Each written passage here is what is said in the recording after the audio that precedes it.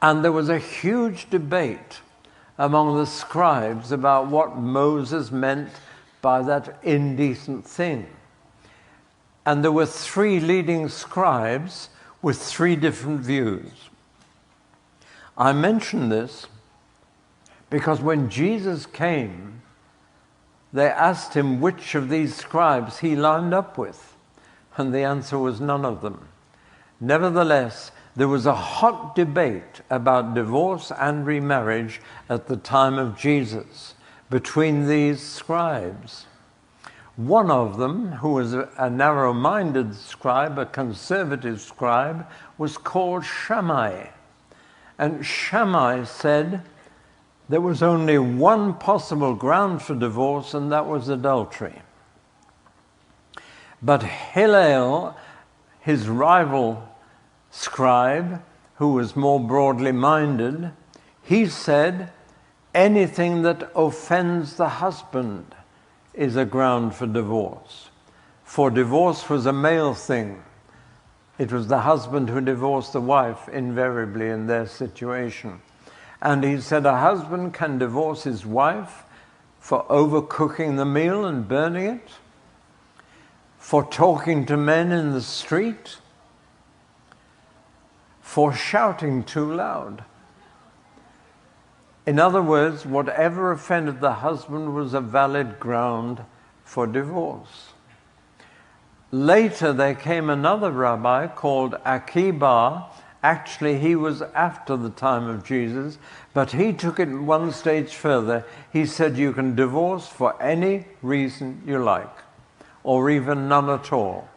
If you're just tired of being married, divorce her and find someone else. Now, it's interesting the progression of thought, starting with adultery only of Shammai, then to anything that offended the husband in Hillel's teaching, and finally to any reason or none at all. Anybody could just freely divorce. That is the situation now in England. We began with divorce for adultery. It then became divorce for a number of reasons, and now legally in Britain, you don't even need to have a reason. If 2 people want to divorce, they can do so after 2 years' notice. If only one of them wants the divorce, they have to wait 5 years. But they don't have to have a reason for divorce at all.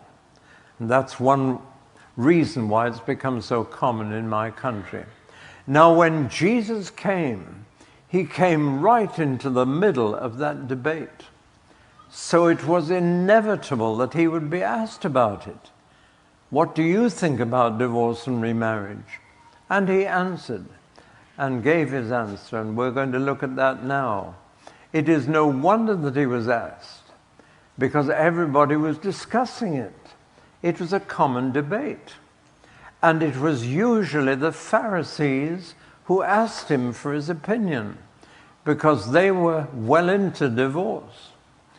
They were very religious, they were very wealthy usually, and therefore they were changing their wives for a later model. And that was quite frequent among the Pharisees. So they came to Jesus and said, "What do you think?" And they usually asked him when he was on the east bank of the Jordan River. Did you realize the significance of that?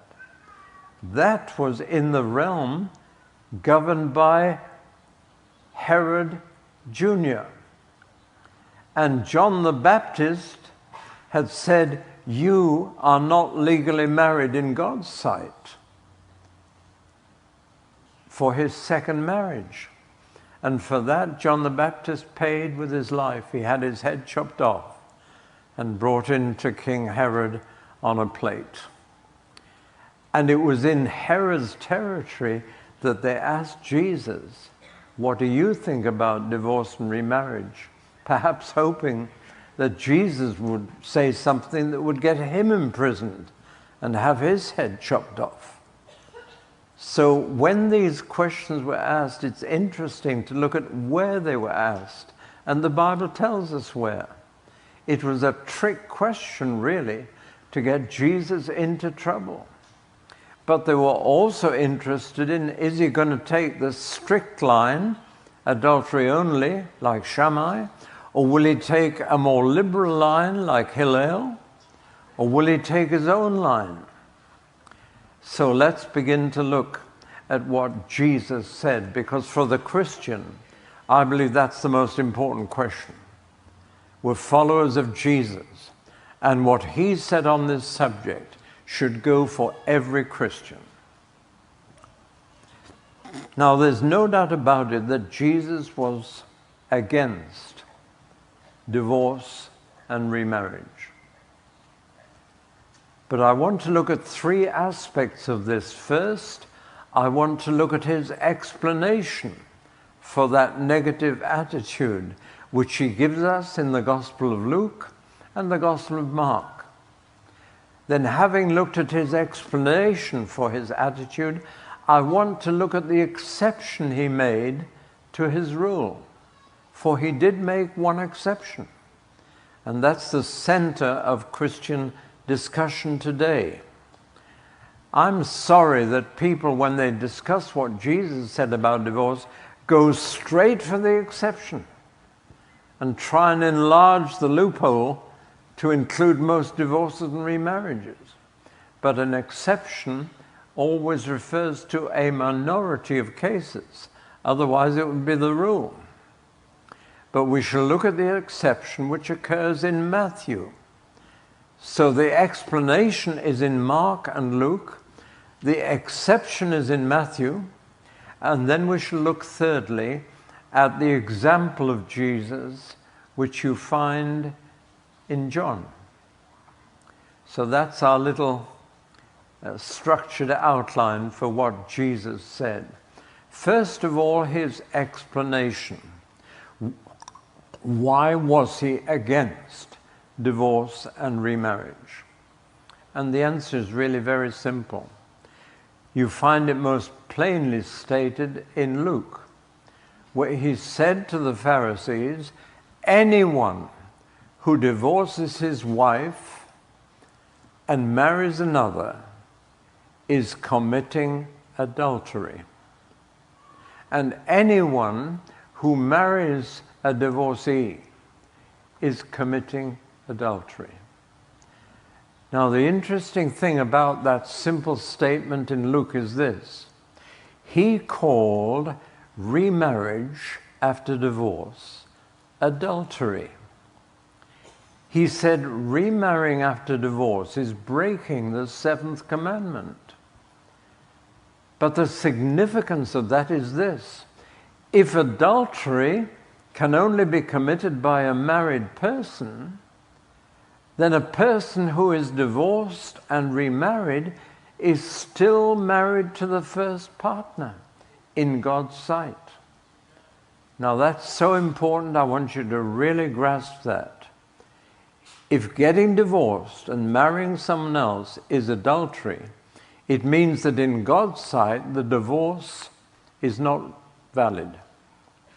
That person is still married. And therefore, when they have sex with another partner in a remarriage, they're committing adultery against the first partner. That's his explanation of why he was so strong about divorce and remarriage. He said it's breaking the fundamental commandment of God not to commit adultery. It's the sin of a married person. So divorce has not dissolved the marriage. It has not ended the first marriage. That's a very important thing to realize. In Jesus' sight, and therefore in God's sight, a divorce does not end a marriage. The person is still married, and therefore remarriage becomes adultery for that reason. Now that's the rule of Jesus. That's his general rule before he made an exception. But that's the rule that we need to get hold of. Remarriage is adultery. That's why I've called my book, Remarriage is Adultery Unless. and the unless allows for an exception. And Jesus did make an exception. Let's turn to that now in Matthew. In Matthew 5 and Matthew 19, there's a little clause, except in the case of. In both passages, he is saying the same basic thing. Remarriage after divorce is adultery, except in the case of. And this is where we run into deep waters, and this is where Christians are divided, and there's an awful lot of discussion. I have about 25 books on divorce and remarriage on my shelves, all holding different views, and all written by evangelical Christians. The confusion on this issue is widespread. And that means that you can always find an evangelical pastor who will agree with your remarriage. You just need to shop around.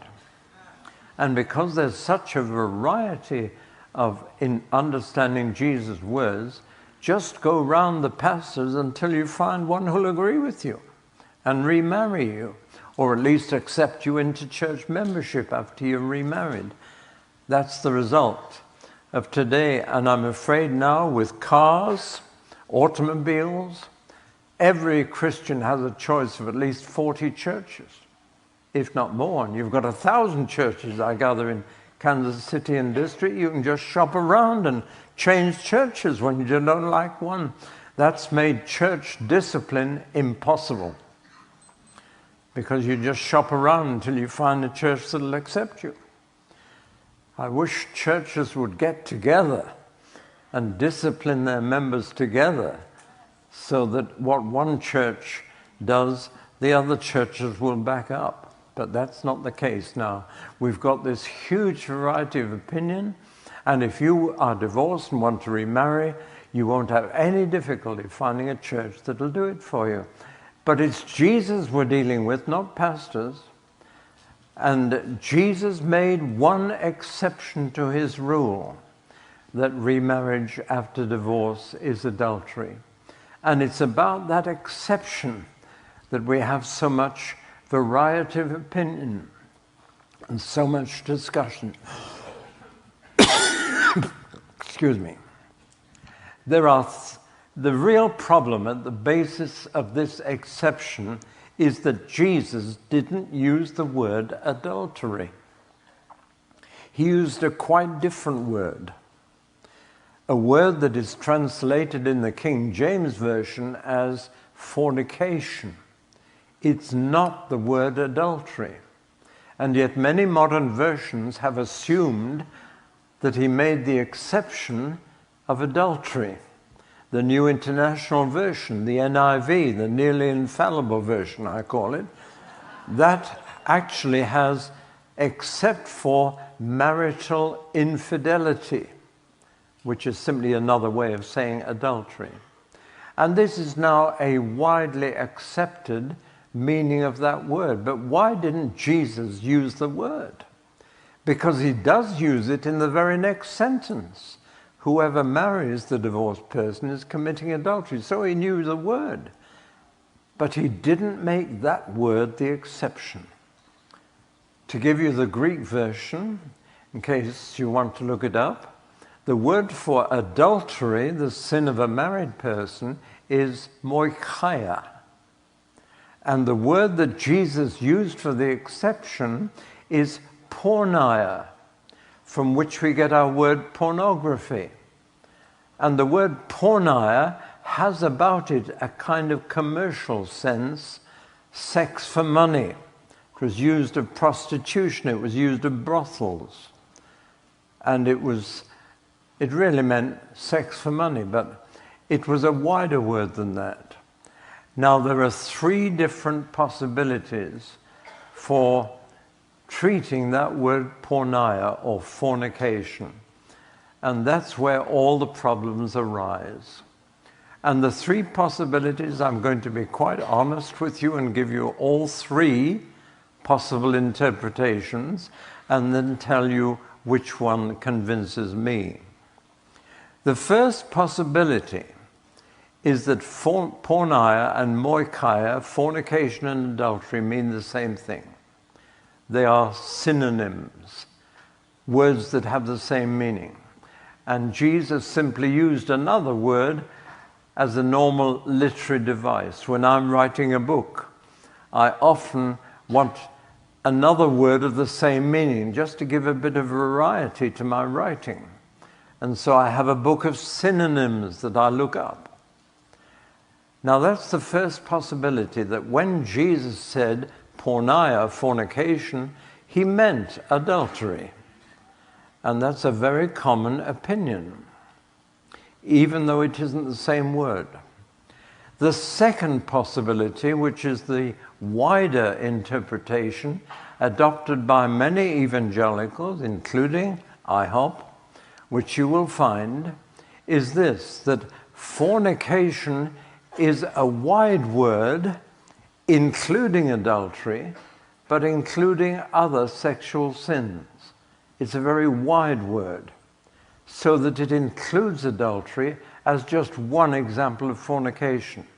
And others would be homosexuality, buggery, a whole lot of things, including possibly masturbation. And so that's the second view of this word exception, fornication. That it's a wide word, meaning any sexual sin. It's a very sexual word, it's a very sinful word, and it includes adultery, but includes other things as well. And that's probably one of those common. Sorry, I said IHOP believes the second, IHOP believes the first, I gather. That it's simply adultery, nothing more, nothing less. But when you get to that second interpretation, you can include so many other things, and it would make divorce very common indeed. The third interpretation, which I'm honest enough to say is mine, and which I believe is the meaning and why Jesus used a different word, is that fornication is not adultery at all. So either you believe that fornication and adultery are synonyms referring to the same thing, adultery, or you believe that fornication is a wider word, including adultery and many other things, or thirdly, you believe that fornication and adultery are two entirely different things. And that's my view. And I want to give you the reasons for that view because they are very compelling. It's a very persuasive case. And if you want to get it in full, you will need to read the book. The first reason is this. Fornication and adultery are listed many times in the New Testament together in the same list, side by side, but clearly referring to different things. Even in Matthew's Gospel, there's a list of the sins that come out of a heart. And it says fornication comes out of the heart, adultery comes out of the heart. Well, surely they couldn't mean the same thing, or Jesus is just repeating himself. It could just mean that fornication includes adultery, but why leave them? Why list them side by side? Furthermore, there are lists in the New Testament of sinners as well as sins. And you find in those lists fornicators and adulterers listed separately, side by side. That begins to tell me that they are two very different things, and two very different kinds of sin, and two very different kinds of sinner. So what could be the difference? We know that adultery is the sexual sin of a married person. The most obvious explanation of fornication is that it's sexual sin of a single person. That the one is committed before marriage and the other after marriage. And as soon as you say that, you've got a full explanation why Mark and Luke never mention an exception, but why Matthew does. Because as you study Matthew's Gospel, it is very clearly intended for Jewish believers. It's the most Jewish of the four Gospels. Perhaps that's why it's put first in the New Testament, though it wasn't written first, but it's the one that has most in common with the Old Testament. It begins with the genealogy of Jesus, the family tree of Jesus. If you're writing a book for Gentiles, what would be the point of beginning with that? But if you're writing for Jews, that is the most important thing to begin with, to show that Jesus was son of David. And so Matthew begins with the genealogy of Jesus. And I have met now 2 Jews who came to faith in Jesus through reading his genealogy in Matthew 1. I came across one just a week ago in England, a Jew who read Matthew 1 and thought, Jesus must be the Messiah with a family tree like that.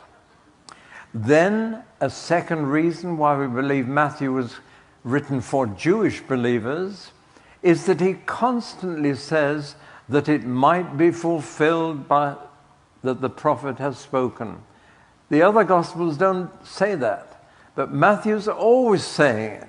They went down into Egypt that it might be fulfilled, which was spoken by the prophet, I have called my son out of Egypt, and so on. He's constantly taking a promise from the Old Testament and saying, now it's come true.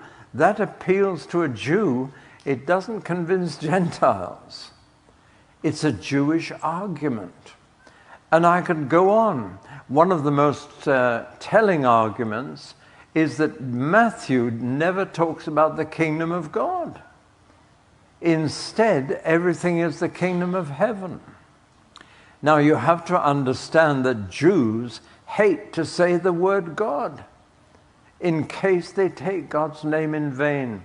Even in the newspapers, where it says God, it has big G dash little d, to avoid saying the name of God. Read any issue of the Jerusalem Chronicle, and you'll see that. They are scared stiff of one of the other commandments. They dare not pronounce the name of God. I've often tried to get a Jew to tell me how to pronounce what I think is Yahweh, the name of God that he gave to Moses. And you know, I say to a Jew in a casual way, how do you pronounce the name of God? And he says, yeah, no, you're not going to get me to say that. And I cannot persuade them to. They dare not take his name in vain. And so they don't talk about God, they talk about heaven. It's the origin of the saying, heaven help you. And they will say that to you. You pray and heaven will help you. And so they say not the kingdom of God, but the kingdom of heaven. Whereas Mark and Luke, which were not written for Jewish believers, but for Gentiles, they use kingdom of God quite freely. And they don't have any exception to the rule. I could go on, but there are 5 or 6 major reasons why we believe Matthew was written for the first believers who were Jewish. Written for the Jewish believers in the land we call Palestine. It was a Jewish gospel. And therefore, that is why there is an exception to the divorce and remarriage rule in this Jewish gospel. And Jesus is referring to sexual sin before marriage. That culture I told you about in Deuteronomy 22 that demanded that a bride be a virgin. That's what it's referring to. It is sexual sin before marriage. It is sexual sin of the single person, fornication. And adultery is what happens in sin after marriage. So Jesus is upholding the Jewish culture here. And this, of course, is exactly what happened to his own parents.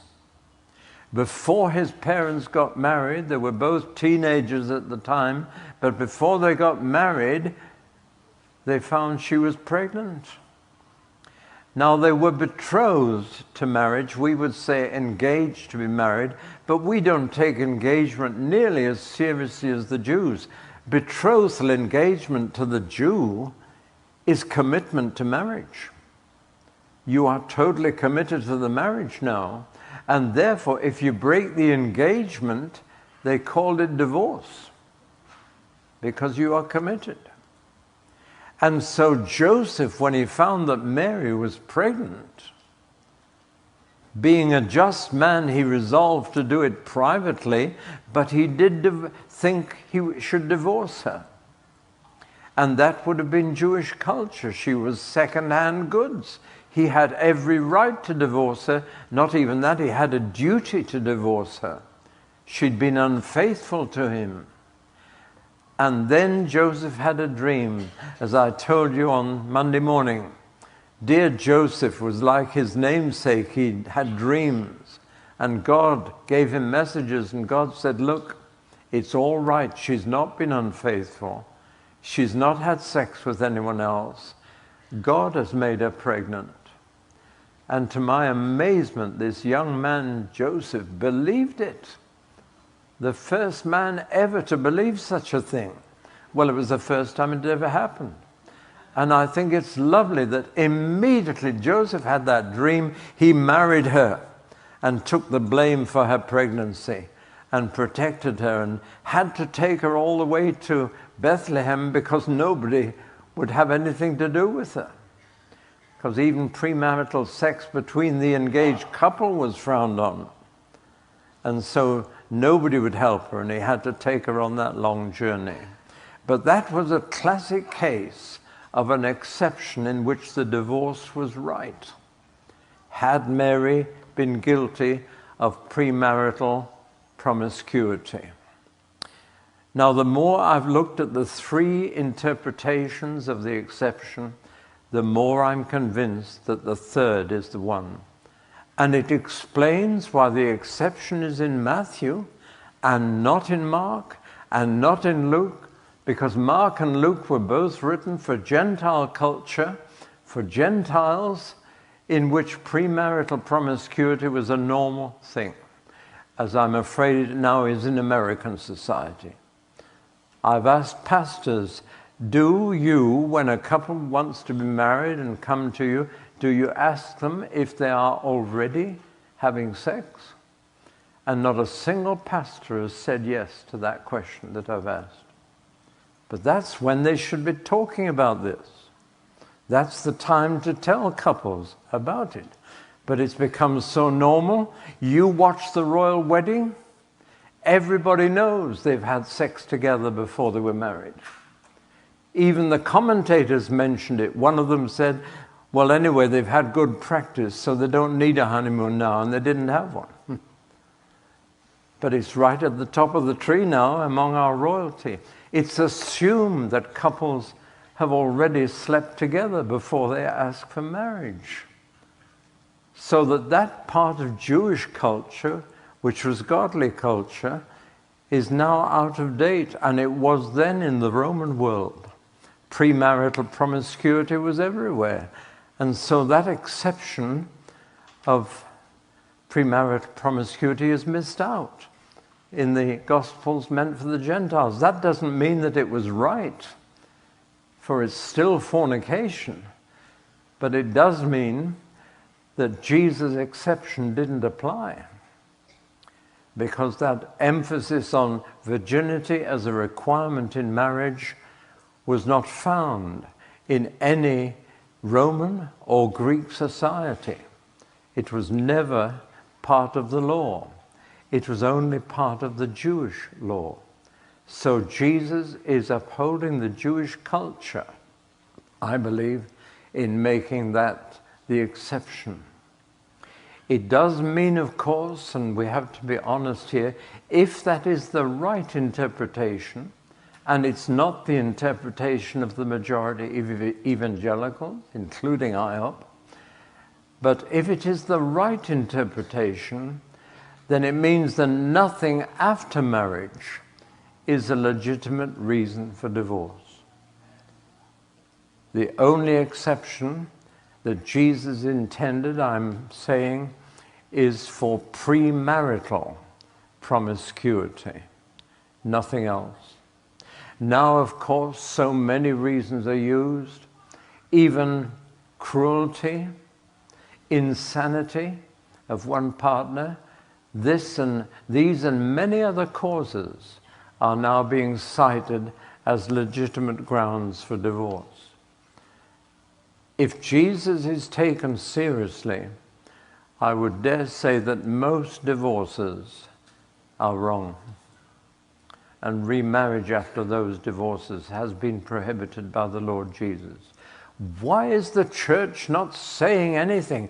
I can respect those who say that he made adultery the only exception, though I cannot agree with them, but I can respect that as a different view. But even given that, the church has gone strangely silent, because there are just so many divorces, not only among evangelical Christians, but among their leaders, among nationally known figures. And I could name internationally known American ministries who have divorced and remarried.